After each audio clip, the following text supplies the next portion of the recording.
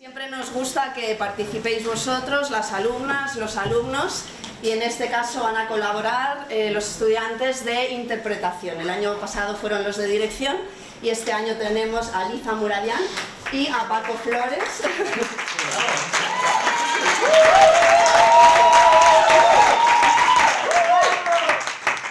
Que van a entrevistar a Mariano de Paco Serrano. Yo no voy a presentar a Mariano porque lo van a hacer ellos maravillosamente bien. Si no cobra. ¿Sí? Solo quiero darte las gracias por estar hoy aquí con nosotros. Adelante. Pues lo vamos a intentar hacer bien. Ya hemos estado hablando un poquito con Mariano y tal. Le hemos comentado que llevamos, desde las 9 de la mañana hablando con otras personas y tal, sobre todo de lo audiovisual, y así que ahora esta horita que nos queda vamos a hablar un poco más del mundo del teatro. Así que voy a resumir un poco la biografía de Mariano. Mariano de Paco Serrano es director de gestión de los teatros del Canal, asesor de la Comunidad de Madrid, director de escena, licenciado en Derecho y doctor en Literatura Española. También ha impartido docencia en la Universidad de La Rioja y en la Universidad Complutense de Madrid, en el Máster Universitario de Estudios Avanzados de Teatro y en el Máster Universitario en Gestión y Emprendimiento de Proyectos Culturales. Ha sido director de la Feria de Artes Escénicas de Madrid, Madferia, presidente de la Coordinadora de Ferias del Estado Español, gerente del Festival Internacional de Teatro Clásico de Almagro, coordinador de artes escénicas en la Sociedad Estatal de Acción Cultural Exterior. Bueno, como director ha escenificado más de 60 espectáculos, entre ellos clásicos y contemporáneos.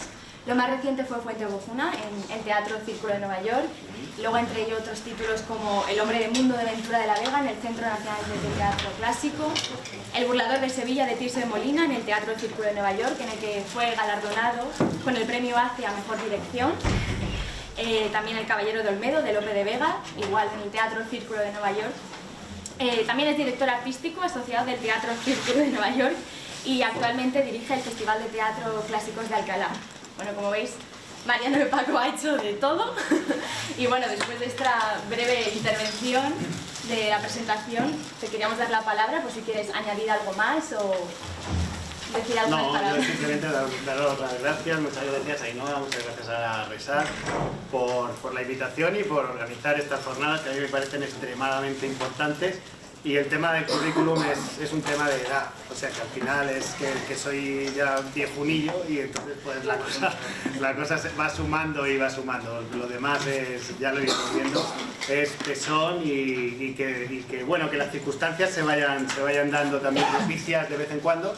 Que en mi caso yo la verdad es que no me puedo quejar y así ha sido, o sea que espero que esta charla, que espero también que sea una charla, que me preguntéis cualquier duda que podáis tener, al margen de lo que ellos ahora me interroguen, pues, que sea productiva para realmente los objetivos que vosotros podáis tener, porque lo que sí uno va viendo en esta carrera profesional ya larga es que aquellas cosas que uno necesitó son las que luego necesitan los que vienen después, ¿no? Entonces, en ese sentido, pues haber estado allí y no olvidarlo, que a mí esto me parece especialmente importante, pues yo creo que de alguna manera puede ayudar en lo que cada uno quiera asimilar como propio, ¿no? Entonces, en ese sentido, pues aquí estamos durante una hora. Y lo que haga falta. Vale. Él tiene mi teléfono, o sea que... Pues bueno, recogiendo un poco todo esto, antes de que abramos un poco para quien quiera preguntar, que te haga una pregunta. O sea, provienes de una familia que siempre se ha dedicado al mundo del teatro, tu padre, tu madre, tu hermana, tu padre es Mariano de Paco, tu madre Virtudes Serrano, tu hermana Diana de Paco, se han dedicado siempre a la docencia, a la investigación, tu hermana dramaturga. Claro, al crecer en una familia que está tan vinculada al teatro, ¿tú en qué momento decides dedicarte a ello? ¿Cómo fue ese momento? Bueno, este es un elemento absolutamente fundamental, el que tiene que ver con la cercanía a los materiales y a los elementos que a ti luego te hacen decidirte por un objetivo, por un futuro profesional, ¿no? Pero no siempre es así. Es decir, mi hermano menor ha tenido todo ese bagaje a su lado y es informático, le va mucho mejor que a nosotros.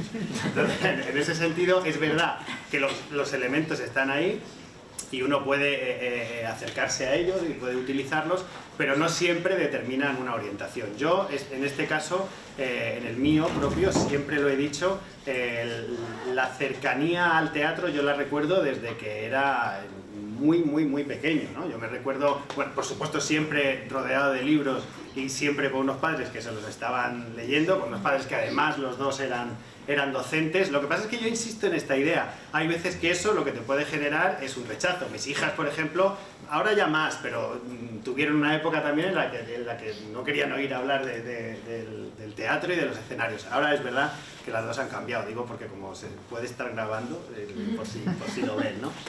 Entonces, todos esos elementos, como digo, son importantes y en mi caso concreto fueron absolutamente determinantes. Yo me recuerdo en el Festival de Almagro correteando por ahí por la plaza desde muy pequeño. Me recuerdo haciendo teatro y yendo al teatro desde muy joven. Y en este caso, pues ha sido positivo, porque yo valoro muy positivamente mi carrera, porque hago lo que quiero hacer y me divierto mucho haciéndolo, que a mí me parece que ese es un elemento importante que si queréis luego hablamos de ello. Yo le agradezco lo que soy a mis padres, sin duda alguna, y al contexto y al ambiente que ellos han generado. Bueno, como sabemos, provienes de Murcia y queríamos preguntarte cómo fueron esos inicios, en qué momento decides... Bueno, algún murciano en la sala. ¿En qué momento decides venir Habrá a más Madrid? de uno, ¿eh? Sí, Porque seguro que estamos sí. por todos sitios. ¿En qué momento decides venir a Madrid? ¿Cómo fueron esos inicios? ¿Cómo te abriste paso en el mundo de la dirección y de la gestión? Pues mira, hay un elemento junto al que hablábamos antes, junto al de esas otras cosas que tú tienes a tu alrededor y que van orientando tu carrera. Hay un elemento que es absolutamente coyuntural, ¿no? que es la suerte, es el destino. Por eso a mí me gusta tanto El Caballero de Olmedo, porque realmente de lo que nos está hablando es de eso, ¿no? Es de cómo el destino va influyendo en el devenir de los hombres, en el devenir de las historias y en el devenir de las formaciones de cada uno, ¿no? Efectivamente yo tengo esta cercanía al teatro. Yo desde muy pronto me intereso por el teatro. Yo estando todavía en BUP, que no sé ahora mismo a lo que corresponderá, pero bueno, estando en el instituto, empiezo a formar parte por una coyuntura del teatro universitario. Y entonces, claro, es como que andas más rápido de lo normal una serie de pasos. A partir de ahí decido estudiar Derecho, como habíais dicho, pero siempre voy compatibilizando mis estudios con esa otra idea que ni siquiera era, porque esto me lo han preguntado muchas veces, pero tú, ¿era una vocación? ¿Tú sabías que te querías dedicar a esto? Realmente no. Ahora, lo que sí es verdad es que mi formación yo me la tomaba tan en serio en un lado como en el otro, ¿no? Es verdad que tuvimos la suerte, una vez más, de pertenecer a un resurgimiento del teatro universitario que algunos integramos en nuestras propias vidas y de hecho ahí estamos, viajamos mucho, hicimos muchísimos espectáculos, trabajamos mucho los clásicos, entonces eso va influyendo. Y hay un momento fundamental, cuando yo estoy, os lo contaba antes, cuando yo estoy en quinto de carrera, en el que dirijo Historia de una escalera de Buero Vallejo, un semimontado que se hizo en Murcia precisamente, en el aula de teatro, para conmemorar los 50 años de esta obra, de esta magnífica obra, y a partir de ahí mi carrera teatral como que empieza a despegar, ¿no? De ahí me llaman para venirme una ayudantía de dirección a Madrid hace unos 27 años, de esa ayudantía de dirección me llaman a otra, de esa otra, hay un momento que ya decido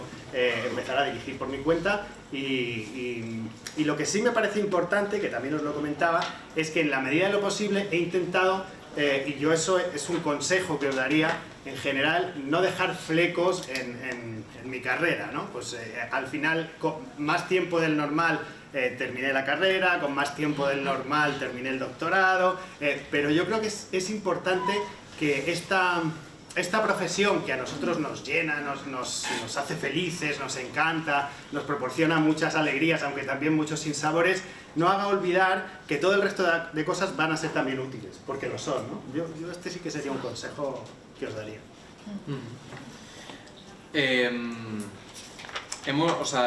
Antes he dicho que también eres asesor de la Comunidad de Madrid. Claro,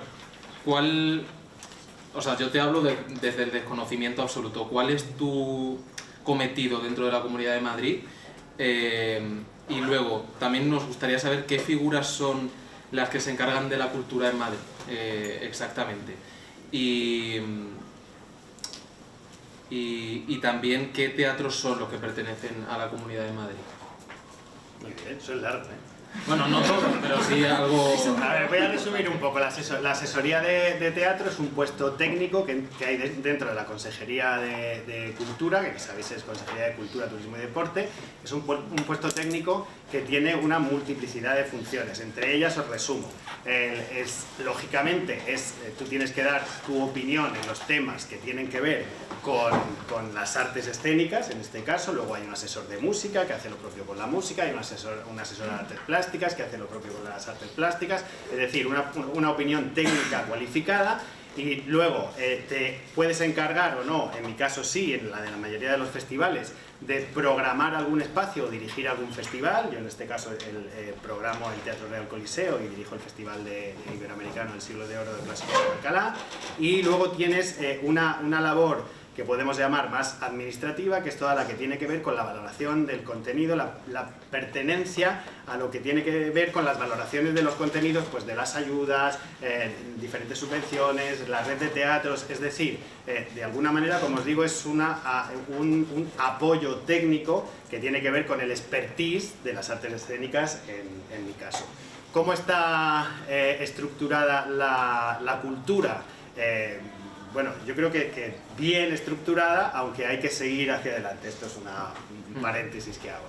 Dentro de la Consejería de Cultura, como sabéis, hay el staff, podríamos decir, hay una consejera de la que depende la dirección de toda esa gran área, un viceconsejero y un director general, en nuestro caso de promoción cultural. Ese director general luego tiene una serie de subdirectores generales de gestión, de industrias culturales, etcétera, etcétera, de cada una de las ramas que tienen que ver con la cultura, y va organizando este trabajo que tiene que ver a su vez con todo esto que yo os contaba: programación de espacios, contratación de espectáculos, elaboración y puesta en marcha de festivales, valoración de subvenciones, creación de nuevas ayudas, análisis del sector, etcétera, etcétera, etcétera, ¿no?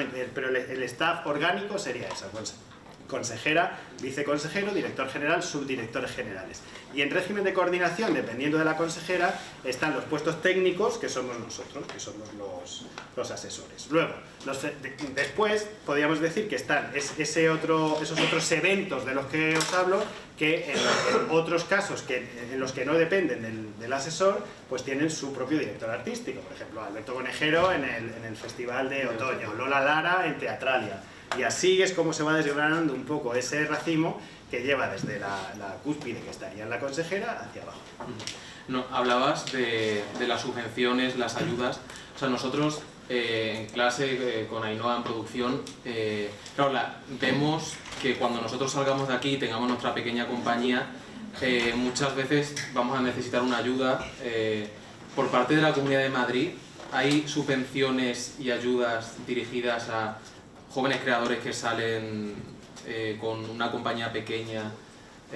Claro, ahí lo que tenemos que tener en cuenta es que el sistema lo que prevé, de alguna manera, es la ayuda al tejido profesional, es decir, el aupar el tejido profesional y luego consolidar ese tejido profesional. Entonces, de esa manera, un recién salido no tendría directamente una ayuda de estas que estamos hablando. ¿Por qué? Pues que, insisto, estas ayudas están directamente relacionadas con ese perfeccionamiento y estructura de creación profesional. Y se entiende que esa creación profesional se va haciendo cuando uno empieza a ser profesional, ¿no? De todas formas, el plazo, por ejemplo, que tenemos en las ayudas de producción, a la producción anual, a espectáculos, que es de 2 años, es un tiempo que, un poco en la línea de la que hablábamos antes, de cómo pasa el tiempo, pasa rapidísimo, y que también uno lo necesita para hacerse una idea del contexto en el que está trabajando. Entonces, hay ayudas a la producción de teatro, de danza, de música, hay unas ayudas bienales ahora para la consolidación de estructuras, que serían de alguna manera el paso siguiente. O sea, hay una serie de elementos que uno puede ir utilizando, y lo que a mí me parece más importante de todo esto es tener claro ese panorama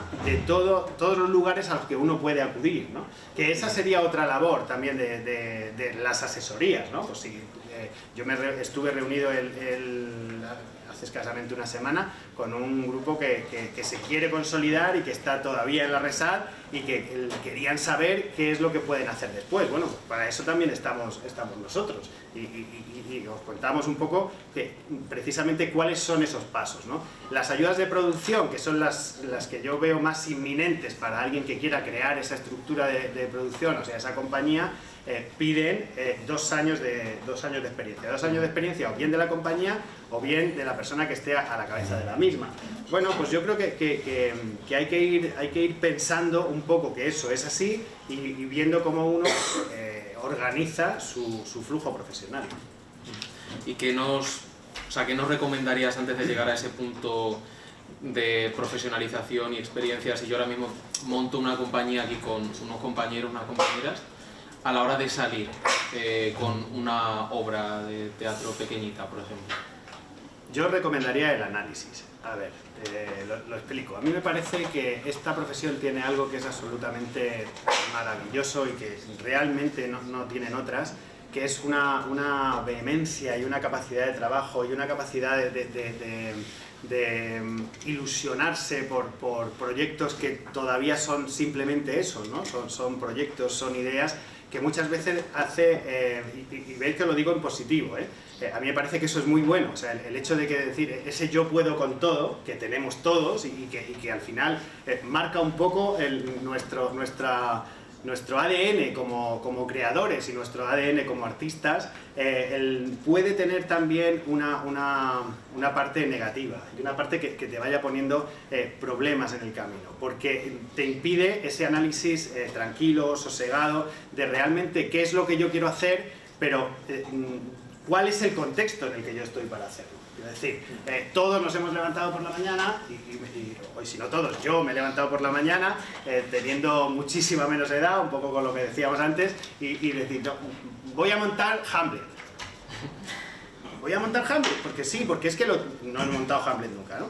Pero bueno, puede ser, ¿no? ¿Y por qué? No, porque lo voy a montar. Y entonces, en 15 días ves que te has hecho autónomo, que te has dado de alta en el IAE, que has montado una empresa, que has embarcado a 15 personas y estás montando Hamlet, sin haber pensado realmente cuál es el contexto para eso. Que lógicamente yo creo que lo podríamos encontrar, pero a mí me parece que ese análisis es absolutamente necesario y de verdad nos falta, pero nos falta en todos los niveles profesionales, porque no por mal, sino por esa extrema fuerza que tenemos para llegar a la consecución de nuestros objetivos. Pero la consecución de nuestros objetivos necesita de ese análisis pausado, necesita de esa prospección del contexto. Una cosa tan sencilla como ver cuántos Hamlet hay ahora mismo en el mercado, o cuántos actores están capacitados para hacer un personaje como... Digo cosas que me vienen ahora mismo a la cabeza, pero que pueden ser estos ejemplos u otros, ¿no? ¿Cuántos actores están capacitados para hacer un magnífico Hamlet, si es que hemos visto que hay 10 en el mercado y queremos estar por encima de ellos? ¿Qué teatros pueden estar interesados en contratar nuestro Hamlet? Enseguida voy contigo. Y lo que es más importante, y este es como un mantra que yo repito constantemente, pero no porque yo sea muy listo, sino porque es que a mí me ha pasado. Es decir, ¿dónde está mi identificación con respecto a los demás? Cierro con esto y voy contigo. O sea, estamos en un mercado, por llamarlo de alguna manera, en un mercado creativo. Nadie se molesta porque llamemos mercado a Arco, al mercado de las artes plásticas, y parece que a nosotros cuando hablamos del mercado de las artes escénicas nos habla así como un poco de tal. Bueno, estamos en un mercado absolutamente colapsado, donde la oferta es infinitamente mayor que la demanda. Entonces, ¿qué es lo que yo creo que el creador, como creador además, porque es que somos creadores, somos creativos, somos artistas, ¿Dónde tenemos que encontrar nuestra piedra de toque? La tenemos que encontrar en nuestra especialidad. ¿Y dónde está nuestra especialidad? Ojo, pues ahí eso es lo complicado. Y a mí me parece que ese análisis habitualmente falta. Y falta por ese otro elemento que os comentaba. Dime. Bueno, no sé si a lo mejor lo comentarás más tarde, no quería anticiparme, pero bueno, me ha surgido la pregunta y así no me olvido. Mencionas sobre ese análisis que hay que hacer, sobre el contexto que tenemos, etc. Pero yo como persona que acaba de entrar en este mundo, a lo mejor no sé en qué elementos tengo que pensar sobre ese contexto. Es decir, ¿en qué me tengo que fijar para saber si tengo un buen contexto para poder sacar una compañía, una obra, etcétera? No sé si podrías enumerar alguna lista, sí, o si sabes por qué procesos hay que pasar específicos. Bueno, son procesos enumerables relativamente, porque al final son procesos también muy personales, ¿no? Porque en lo nuestro, por eso yo cuando aludía a la palabra mercado, estamos hablando de algo que pertenecemos a un mercado porque entramos en un mercado, pero también nuestra labor creativa se convierte de alguna manera en una necesidad. Entonces, de lo que yo hablo es de ponderar esa necesidad de hacer X con la posibilidad de hacer ese X, ¿no? Entonces, desde un punto de vista cartesiano no podemos empezar a ensayar un espectáculo sin hacer un análisis sobre su explotación.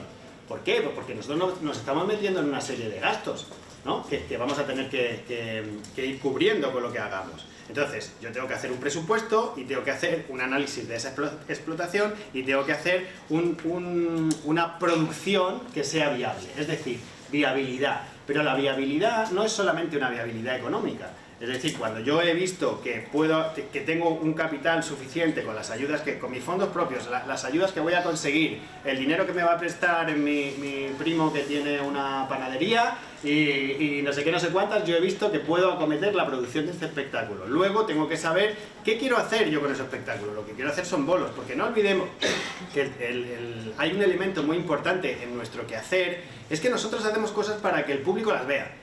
Entonces, nadie hace teatro, yo no he conocido a nadie que haga teatro para sí mismo, porque si no sería maravilloso, no pasa nada. Mira, yo me voy ahí a una cabaña y me pongo ahí, no, todos, y entonces como tenemos la necesidad de que nos vean, y cuanto más gente nos vea es mejor, pues tenemos que estructurar un poco la viabilidad de nuestro proyecto desde ese punto de vista. Por una parte, lo que es más fácilmente ponderable es eso, es una viabilidad económica. Es decir, yo quiero montar Hamlet, por seguir con el ejemplo, el Caballero de Olmedo, para hablar de clásicos españoles.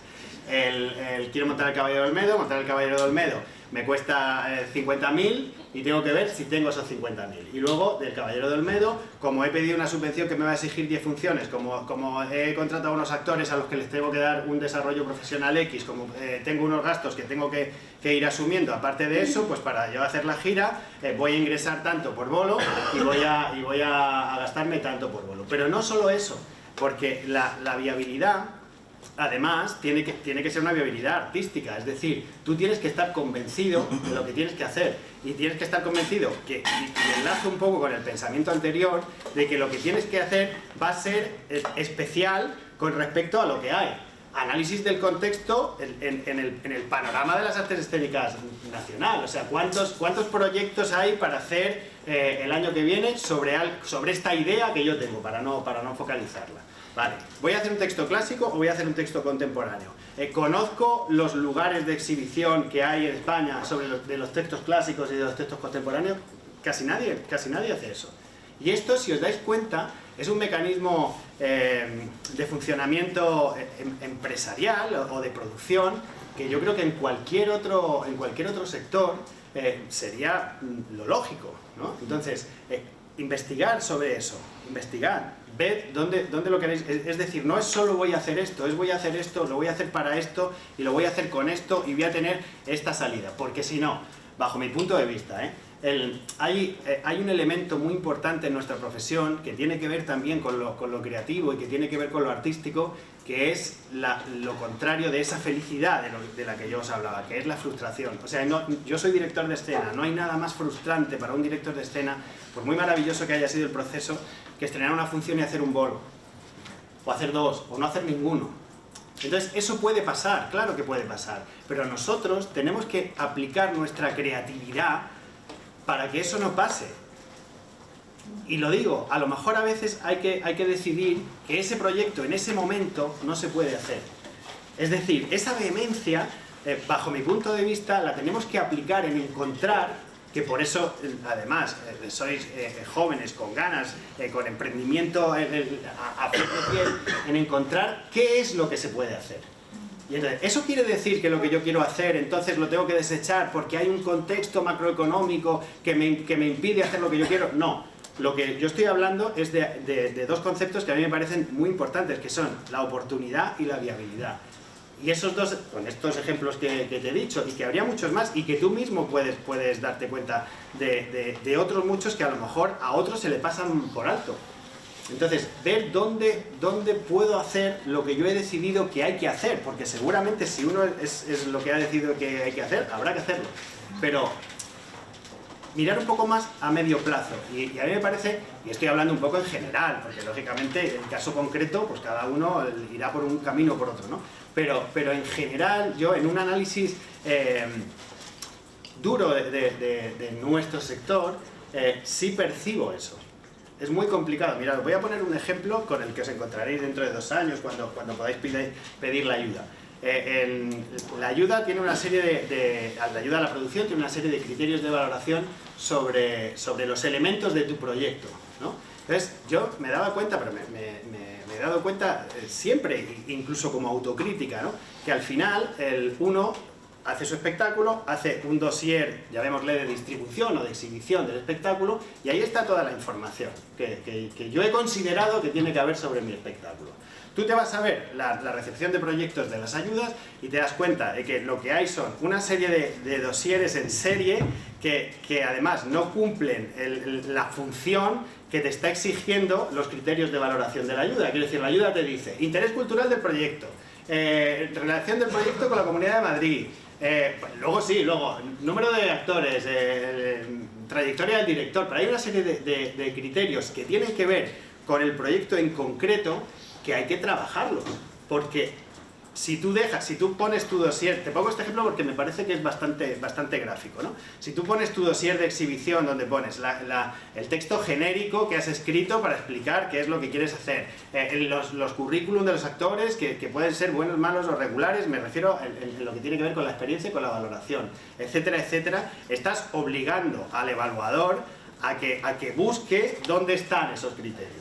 Entonces, ¿dónde está el análisis de viabilidad artística, por ejemplo? Pues en encontrar cuál es el interés cultural de tu proyecto, el interés artístico de tu proyecto, la especialidad que tiene con respecto a su vinculación con la Comunidad de Madrid, de Castilla-La Mancha o de donde sea.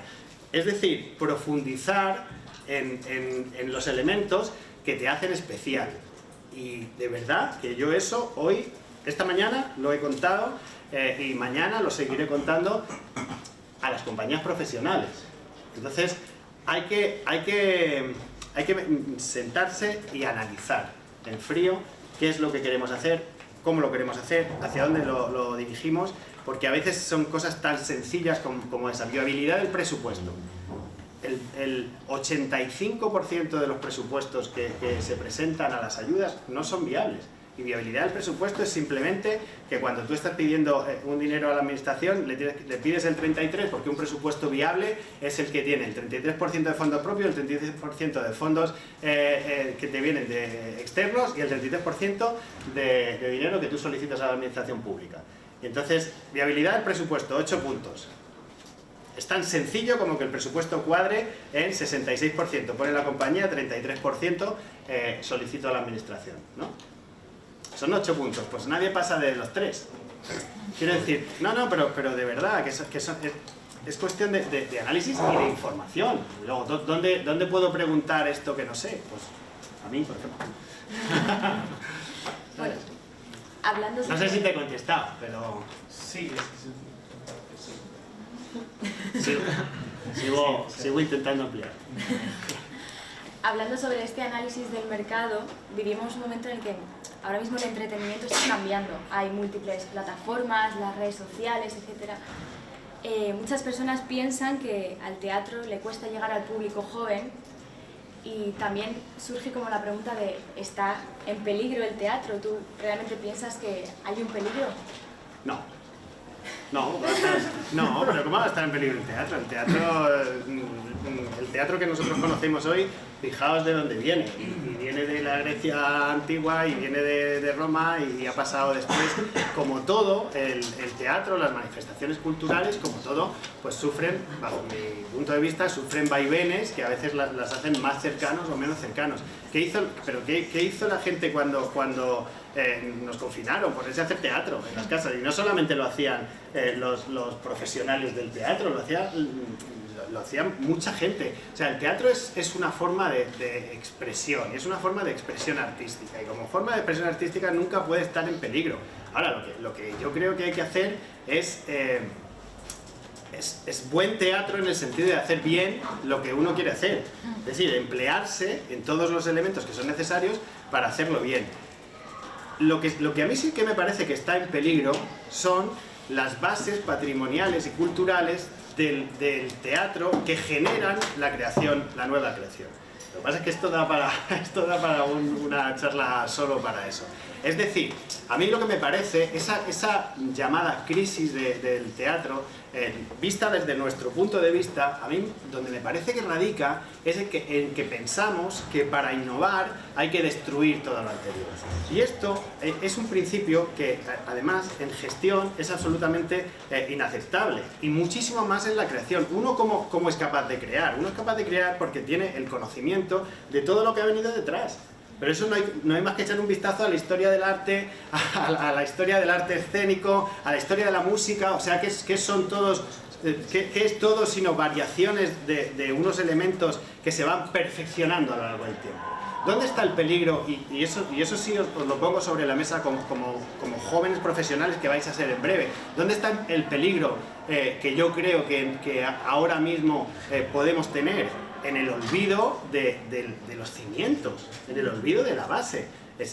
Para que os hagáis una idea, o sea, bueno, para que os hagáis una idea o por dar un dato, o sea, si cuando tú te estás enfrentando a la valoración de unas ayudas te das cuenta de que el teatro, o sea, las propuestas escénicas de los siglos XVII, XVIII, XIX y XX son un 15% de todas las presentadas del otro gran porcentaje obras de autores reconocidos, que son un porcentaje también pequeñísimo, te das cuenta de que hay una tendencia como a pensar que la creación, y esto sí que es una opinión personal, pero a mí me parece que es así, que la creación surge de la nada. O sea, lo contemporáneo surge de lo que ya hay arraigado, porque uno en ese análisis, uno en ese contraste, es donde puede crear lo nuevo. A mí ese sí que me parece que es un problema, que el teatro vaya a desaparecer. No, que el teatro, está muy bien que el teatro sea diversión, está muy bien que la gente vaya a ver el Burlador de Sevilla y se lo pase fenomenal, porque además nosotros tenemos algo que es especialmente interesante, que es que un buen espectáculo escénico te va a enganchar de una manera que no te engancha ningún otro. O sea, cuando uno sale de una buena obra de teatro, sale absolutamente reconfortado, ¿no? Y yo creo que eso está muy bien, y eso es una baza que tenemos a nuestro favor. Pues juguémosla. Es una carrera complicada, es una carrera de obstáculos, pero como lo son todas, pero ¿cuál no lo es? ¿Y dónde no hay competencia? ¿Y dónde no hay 1000 personas queriendo hacer lo mismo, ¿no? Entonces, a mí lo que sí me parece importante es, y vosotros como estudiantes, me consta que lo tendréis presente, ¿no? Es que nada surge de la nada. O sea, necesitamos el conocimiento previo, necesitamos saber lo que se ha hecho, necesitamos valorar a nuestros actores, a nuestros directores, a nuestros autores, a todo el contexto general de nuestra dramaturgia para poder empezar a crear nuevo. Y yo creo que ahí sí que puede haber un problema, pero que en ningún caso determina una crisis. No estamos en crisis. ¿Alguien que tenga una pregunta? En relación con esto, último, también hay una cosa en los nuevos creadores que sin querer o sin remediarlo muchas veces bebemos de cosas que ni sabemos que bebemos.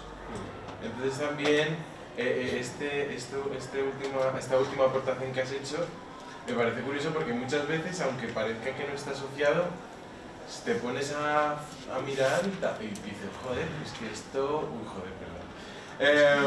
Pero que sí, que siempre hay algo que nos hace tirar hacia atrás porque al final no estamos inventando, a estas alturas, no estamos nadie inventando nada. Sí, pero bajo mi punto de vista no es lo mismo que tú, lógicamente, bebas de elementos de la realidad que te rodean, que te acompañan, o incluso elementos de la propia creatividad, que uno puede tenerlo en el interior y que uno se invente el Quijote. Quiero decir, el Quijote o te lo has leído o no te lo has leído. Es ver, hablo de un ejemplo que casi todos sabemos un poco de qué va, porque lo hemos estudiado, porque no sé qué, no sé cuántas, pero es que a partir de ahí empieza, como hablábamos antes, ¿no? Empieza a desgranar. O sea, nuestra labor tiene unos antecedentes que son, bajo mi punto de vista, son necesarios. Y cuanto más conocimiento se tiene sobre eso, más capacidad y más libertad va a tener uno para generar ruptura, ¿no? Hay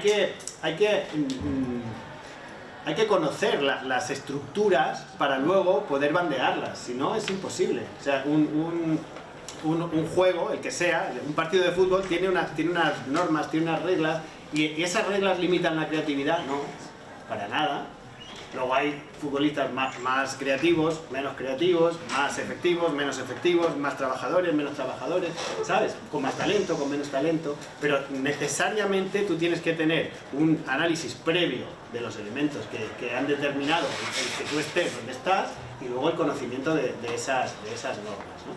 Entonces, por ejemplo, para ponerte un ejemplo concreto y que no sea todo, o sea, el hecho de que alguien se suba a un escenario, yo sé que estoy siendo un poco polémico en este asunto, pero también espero que haya respuesta por vuestra parte, ¿no? O sea, el hecho que uno se suba a un escenario con una iluminación, un espacio sonoro y una escenografía y nos cuente algo, no quiere decir que esté haciendo una obra de teatro. Claro. Entonces, la narración oral en el escenario no siempre es una obra de teatro. Y la historia puede ser preciosa. Y el contenido absolutamente emocionante. Y los elementos pueden estar bien, pero aquello tiene mucho más. Y también, al final, es un proceso de análisis. Es decir, el teatro tiene unos caminos, tiene unas reglas, tiene unos antecedentes que yo creo, de verdad, que no se deben olvidar. ¿Y qué camino sientes tú que está tomando el teatro ahora? ¿Qué demanda el público? Desde el punto de vista del público. Sí. A ver, el público demanda excelencia. Es decir, yo no he visto yo he ido a muchos patios de butaca de mi vida y yo no he visto a ningún público que quiera que le den algo que no esté bien. Y eso el público lo percibe, por supuesto. O sea, más allá de lo que decíamos antes, más allá de que tú no te puedes aburrir, te tiene que gustar lo que veas, tienes que dentro de los márgenes de tu capacidad de percepción, tienes que entender que lo que se está haciendo sobre ese escenario es algo serio, pues hay que intentar no engañar, ¿no? En ese sentido. Y luego además, hay un tema que a mí me parece especialmente importante y es ver cuál es nuestra realidad. Tú hablabas al principio de la entrevista, que estoy metiendo un monólogo yo aquí, pero bueno, o sea, hablabas un poco de los ritmos de nuestra sociedad, hablabas o me ha parecido entender, ¿no? Que estamos en un contexto que es diferente, que va cambiando, las nuevas tecnologías. Claro que todo eso lo tenemos que tener en cuenta, pero también tenemos que tener en cuenta que nuestra labor como creadores de las artes escénicas es encontrar esa capacidad de imbricar todo eso que es nuevo con algo que no lo es porque viene de mucho antes. Entonces, ¿dónde está la genialidad? La genialidad está en conseguir esa unión, pero de verdad, a mí lo que me parece es que el público lo que demanda es calidad, el público lo que demanda es excelencia, y el público sabe lo que viene a ver. O sea, saben lo que vienen a ver. Entonces, en ese sentido es donde yo creo que también, y un poco, Por ejemplo, el análisis de audiencias, del que no hemos hablado antes, es absolutamente fundamental. O sea, uno, claro, no es que tú vayas a saber cuántos van a ir a ver tu obra o qué perfil van a tener, no lo puedes controlar absolutamente, pero sí debes tener como profesional un panorama de qué es lo que se está demandando, que dentro de lo que se está demandando saber discriminar lo que tú quieres hacer y lo que tú no quieres hacer, porque habrá cosas que el público demande y tú no las quieras hacer. En tener de alguna manera ciertas herramientas para generar interés en ese público que tú sabes que te va a ir a ver y en ese otro que sabes que no te va a ir a ver y que a lo mejor con determinadas cosas que yo no sé las que son, porque insisto, parten del análisis, pero que puedes conseguir que esa masa vaya aumentando en lo que tiene que ver con ese público potencial. O sea, viabilidad también en lo que tiene que ver con la generación, por ejemplo, de público o con el interés de los diferentes públicos a lo que tú te diriges. No es lo mismo dirigirse a un segmento que a otro, va a ser que tener ese análisis genérico del contexto del que yo os hablaba, ¿no? Y luego, junto a lo de la excelencia, no olvidemos que nosotros, cuando un espectador se sienta en un patio de butacas, lo que quiere es pasarlo bien, y eso no es malo, eso es buenísimo, y se puede pasar bien con una comedia, con una tragedia, con drama, pero pasarlo bien, que ese es un elemento que también... O sea, yo creo que de alguna manera los que estamos generando espectáculos escénicos debemos pensar un poco en qué pasaría si nosotros fuéramos los receptores. Porque esto es una cosa que yo he comentado siempre, o sea, nadie se entra en una sala de ensayo, Ainhoa lo sabe, todos los que estáis aquí lo sabéis, nadie entra en una sala de ensayos para hacerlo mal, nadie, y mira que hay cosas que están mal, y a todos nos sale alguna vez cosas que están mal y otras que están mejor y otras que están peor, quiere decir, uno no puede generar siempre todo lo bueno, ¿no? Pero nadie, ni el que haya hecho la castaña más grande del mundo, se ha metido 45 días a una sala de ensayos a hacerlo mal. Y esto que parece algo que es un poco perogrullo, no lo es. ¿Por qué aplaudimos al final? Bueno, pues tú aplaudes el trabajo, pero hay intención de hacerlo bien, siempre. Hay intención de hacerlo bien. Y eso para mí ya se valora, de principio, ¿no? Luego, ¿qué ha pasado en ese camino para que las cosas no salgan tan bien como deberían salir? Pues bueno, ahí es donde a lo mejor teníamos que pensar un poco, pero esa voluntad, el actor porque esto es muy duro, esta profesión es muy dura, te exige muchísimo en lo profesional, en lo humano, entonces nadie, salvo los masocas, pero esos son muy pocos, nadie sufre queriendo, ¿no? Y de verdad, yo creo que eso es interesante porque la intención, la voluntad de todos es que aquello va a estar muy bien lo que vamos a ver. Sin embargo, esto tiene otra parte, que es, todo el mundo piensa que lo que él ha hecho es lo mejor del mundo. Y esto nos pasa también, que de alguna manera, si os dais cuenta, es una necesidad que uno tiene precisamente para contrarrestar esa dureza que tiene la profesión, ese esfuerzo que te exige, esa poca retribución económica que muchas veces tiene. Entonces uno tiene que estar como autoanimándose y pensando que esto que estamos haciendo, hay dos cosas que a mí me gustan mucho, que es que esto es lo mejor del mundo y esto no lo ha hecho nunca nadie.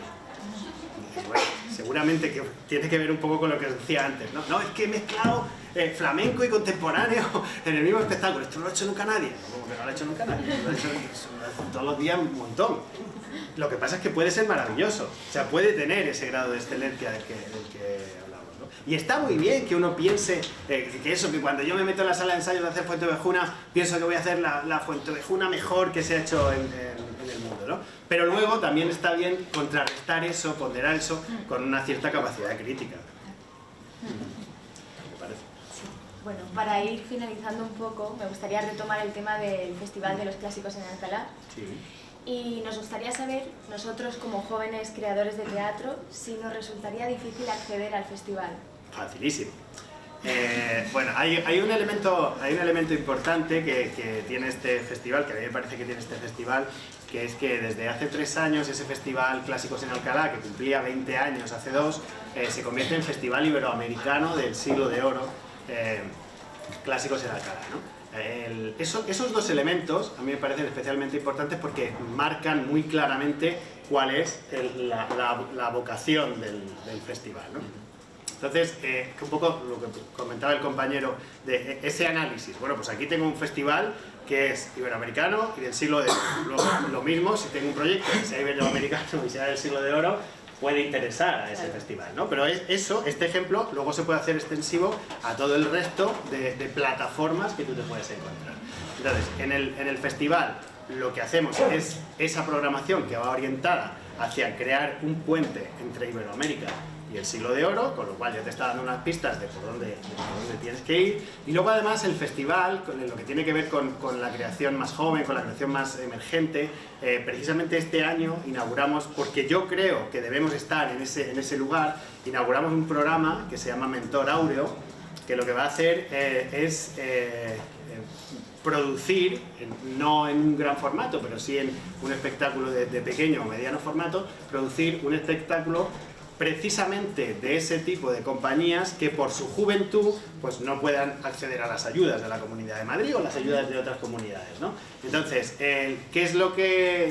¿dónde puede estar abierta la puerta de ese festival para este tipo de creaciones? Pues insisto en lo que decía antes un poco, en la excelencia teniendo en cuenta esos elementos, Iberoamérica y el siglo de oro. ¿Qué es Iberoamérica? Pues Iberoamérica es establecer ese puente, bien por parte de los elencos, bien por parte de la vocación del texto, bien por parte de la afiliación del autor, bien por parte, quiero decir, es lo suficientemente abierto como para que vosotros podáis empezar a pensar en qué es lo que yo tengo que hacer. A mí me parece interesante, además, y me parece que es un elemento que a mí me gustaría que diferenciara el modelo de festival, que es un festival que genera su propia tendencia y genera sus propios proyectos, ¿no? Entonces, bueno, mientras que yo lo dirija, pues hablemos y pongamos en común cuáles son las inquietudes de unos, las necesidades de otros, vuelvo al principio, e intentemos hacerlas coincidentes. Pues...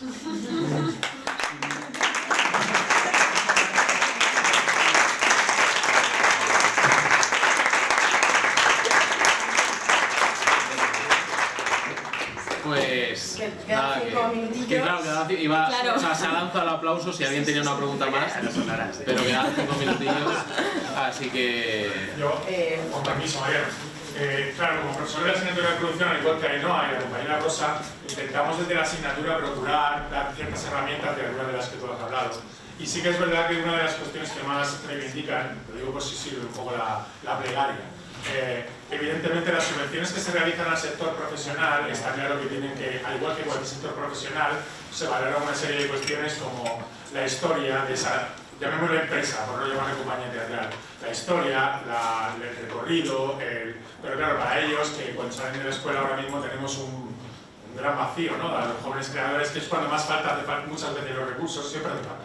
Pero los jóvenes creadores a veces es cuando más lo necesitan, aunque a veces no son ni siquiera recursos materiales reales, a veces son recursos, salas de ensayo, espacios de exhibición, cuestiones más prácticas, ¿no? Y eso es una pequeña asignatura pendiente que creo que la administración pública, no solo la de Madrid, también la de otras comunidades, pero ya que estamos en Madrid, debería, quizá en otros momentos, en otros gobiernos, en el ayuntamiento han habido tendencias, han habido subvenciones, en la época de Carmena hubieron unas cuantas artistas, y ahora mismo sí que parece que está habiendo un vacío muy importante en donde los primeros escalones de la vida profesional, que son a veces los que producen esa criba, en donde hay mucha gente que se deja la profesión porque no aguanta esa inestabilidad permanente, esa falta de recursos, se encuentran un poco muy desamparados, como hemos estado todos, pero bueno, eso no quiere decir que esté bien, porque lo hayamos hecho lo demás, no quiere decir que esté bien. Entonces sí que sería interesante que en algún momento se planteara ese debate, no sé, de que yo sé que los recursos siempre están muy limitados, cada vez más, pero...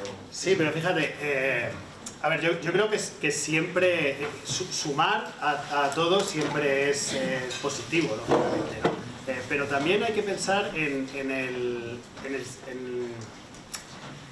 el sector, o sea, en la salvaguarda del sector profesional. Quiero decir, nosotros, yo entiendo que las universidades, esta Real Escuela de Arte Dramático, lo que está formando son profesionales. Y es complicado el colapso, tú lo sabes, igual que yo, es complicado el colapso del espacio donde esa profesionalidad tiene que desarrollarse. Entonces, primero, Sí, yo creo que toda ayuda es buena, todo incentivo es bueno, tampoco hubo tantas ayudas, luego míratelas que tampoco hubo tantas, pero bueno, porque soy más cercano. No, y casi todas están vinculadas de una manera lógica pues con juventud, con educación, pero precisamente porque están incidiendo en el final de esa carrera. Pero ese análisis del que yo hablaba al principio tiene mucho que ver también con el mercado en el que nos estamos moviendo. Y hablo de un mercado creativo, insisto en ese paralelismo entre Arco y nuestras ferias de artes escénicas. Quiero decir, no pasa nada porque estemos moviéndonos en un mercado, ¿no? Ese mercado creativo al final tiene unos límites y esos límites yo creo que también hay que intentar que no estén excesivamente tensionados, porque eso es malo para todo el mundo. ¿Dónde está la clave? La clave está en la excelencia.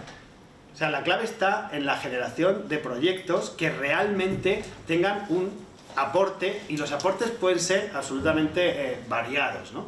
Entonces, a mí me parece que estos 2 años, por ejemplo, hasta poder pedir una ayuda a la producción en esta modalidad, que luego habrá otras en las que no te exigirán esos 2 años, te exigirán 6 meses, te exigirán 1, pero yo, en estas en concreto, esos 2 años, a mí no me parece desmesurado. ¿Tú qué puedes hacer al año? ¿Un proyecto? Bueno, pues de alguna manera uno tiene que invertir en ese futuro para ir generando solidez de empresa, porque es muy agresivo, es que tú lo has vivido, y yo lo he vivido y Ainhoa lo ha vivido, es muy agresivo el mundo en el que se entra, y nadie se pone a fabricar, nadie, insisto, hablo un poco de generalidades, ¿no? Pero nadie se pone a fabricar automóviles porque se levanta una mañana y dice yo tengo que fabricar automóviles, pero nosotros sí lo hacemos. Entonces, de alguna manera eso hay que salvaguardar también la posibilidad de la profesionalización, ir generando diferentes ayudas para los diferentes estadios que uno va cumpliendo, pero también es verdad que luego la posibilidad de la competencia, si no desleal, sí en desigualdad de oportunidades entre las compañías que son profesionales y las que no lo son, es complicada también, insisto, porque hay un gran número de agentes que están interviniendo en todo este mercado. Entonces, ayudas a la creación, todas. Mayores presupuestos, todos los que se pueda en el mundo. Pero visión de contexto también. Y luego hay mecanismos, que era lo que yo decía. Las ayudas, por ejemplo, las ayudas también se van intentando adecuar a las necesidades. Había una demanda histórica del sector que era que, por ejemplo, que en estos 2 años que pedía la ayuda pudieran estar modulados. Por ejemplo, en el supuesto de hecho de que alguien ha tenido 10 años una compañía con un nombre, de pronto esa compañía se separa en 2 y entonces resulta que esas 2 no pueden optar a subvenciones. No, ahora la ayuda prevé en su articulado que esos 2 años pueden ser de que tú has estado siendo administrador de la empresa o de justificación de tu experiencia en el sector. Quiero decir, hay elementos que pueden justificar esa consolidación, pero que yo también animo a mirarla desde el otro lado, porque la gestión de esa gran masa de intervinientes en el mercado es complicada, y a la larga a mí me parece que una compañía que es bueno para una compañía de nueva creación el saber que cuando alcance esa profesionalidad, que insisto que estamos hablando de 2 años en este caso, va a tener posibilidades con respecto a los grandes consolidados, porque esa es otra. Hay un tema en que yo sí que creo que habría que reflexionar. Claro, cuando nosotros estamos hablando de una normativa que es universal, quiero decir, que se puede presentar, cuando tú dices trayectoria del autor, ahí estamos valorando todos los autores del mundo, en todas las épocas. Quiero decir, un autor que escribe una obra, que se presenta unas ayudas y que se acaba de licenciar en la RESAD, está compitiendo con Calderón, porque las ayudas son universales. Esa universalidad, que es positiva, pero ahora estaba viendo a Narros ahí, pues un director que haya acabado en la RESA del año anterior o 2 años después, pues podría estar compitiendo hace unos años con Miguel en esas mismas ayudas, ¿no? Yo creo que eso es bueno, porque de alguna manera lo que está haciendo es potenciar que estemos todos ahí, pero por otra parte el nivel de competencia es muchísimo mayor, ¿no? Entonces, me parece bien esa idea, pero creo que también hay que ser consciente del mundo profesional en el que nos estamos moviendo y protegerlo. Luego se piensa de determinados mecanismos. Yo hablaba ahora del proyecto Mentor Áureo del festival, o otros muchos, o el Almagro Off, o otros muchos que se van incorporando para intentar paliar ese tiempo de entrenamiento, pero que a veces yo creo que es un tiempo que es necesario. Pero bueno. Hay muchos aspectos de los que podríamos seguir hablando, ¿verdad? Por ejemplo, pues la presencia en redes, si va a ser fácil para ellos, las ferias... Va a ser todo muy difícil. Va a ser todo muy difícil. Todo va a ser difícil. Sí, pero lo es para nosotros... No, pero es que lo es para nosotros todos los días muy difícil. Vivir es muy difícil. Lo que pasa es que es maravilloso también, ¿no? Entonces, pero de verdad que yo pienso que insisto en esta idea, porque si a mí algo me sirve, pero en mi propia carrera profesional es esa, ¿no? O sea, yo creo que todos tenemos algo maravilloso que contar, pero también hay que saber contar que tenemos algo maravilloso que contar. De verdad que a mí me parece que falta profundización en nuestras propias ideas. Claro, para ellos es muy importante la formación, ¿verdad? Tú que has estudiado el doctorado, totalmente. Y les animamos desde aquí, ¿no? Que sigan formándose. Hombre, absolutamente. Yo he empezado diciendo que no hay que dejar... Yo creo que no hay que dejar flecos porque nunca sabe uno lo que le van a servir, pero no porque uno vaya a cambiar de profesión, lo que te van a servir en tu propia profesión. O sea, por supuesto que a mí como profesional me ha servido mi licenciatura, me ha servido el doctorado y me seguirá sirviendo todo lo que haga después. Es que pensando egoístamente, entre comillas, la formación es absolutamente necesaria y la vinculación de cualquier profesión con lo académico, yo la defiendo a ultranza, tú lo sabes, desde todos los lugares en los que tengo un poco de voz y me parece que realmente es no solo enriquecedora, sino fundamental, porque va perfilando también al individuo y el individuo como profesional, ¿no? ¿Que es difícil? Claro que es difícil, pero yo de verdad animo a hacer esa reflexión, que no es difícil. Y además a dar el salto más allá de lo que podamos hacer en España, ¿no? Que tú colaboras, haces trabajos en Nueva York, claro, pero si es que eso, sí, pero eso es un poco o sea, yo hablaba antes de que todo tiene una parte de azar y una parte de proyección personal, ¿no? Y lógicamente uno puede tener muchísima proyección y un poco de azar y que las cosas no salgan, pues también puede ser, ¿no? Pero al final, por ejemplo, hablábamos antes de lógicamente, si yo monto un clásico del siglo de oro español, pues sé que tengo un mercado en España, pero también tengo un mercado en toda Iberoamérica.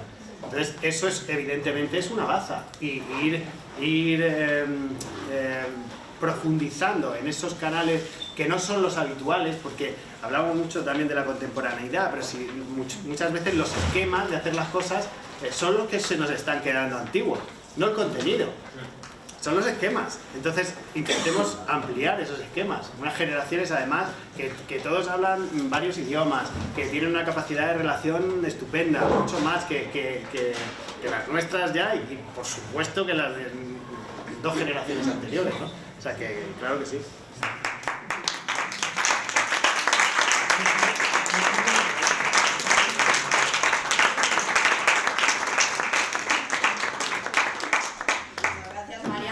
Mañana seguimos, hablaremos de escenografía, de distribución nacional e internacional.